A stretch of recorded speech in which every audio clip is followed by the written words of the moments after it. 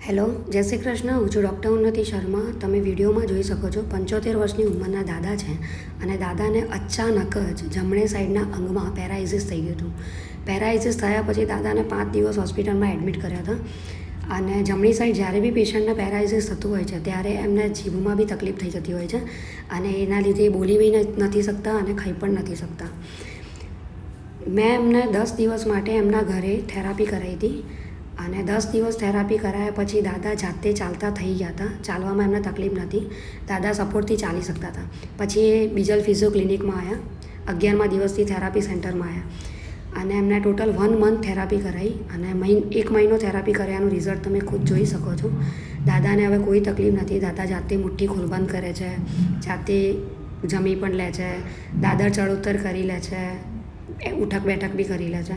દાદાને હવે કોઈ તકલીફ નથી. બધા જ પેરાલિસિસ પેશન્ટનો ટાઈમ પીરિયડ અલગ અલગ હોય છે. આ દાદાને 15 દિવસમાં મટી ગયું. કોઈને અસર હોય તો 15 દિવસમાં બી મટી જાય. દાદાને 1 મહિનો લાગ્યો હતો થેરાપીમાં અને દાદા સારા થઈ ગયા. તમને કોઈને પણ આ રીતની તકલીફ હોય તમે અમારો કોન્ટેક્ટ કરી શકો છો. Bijal physio clinic, Karannagar road, Kadi. Thank you.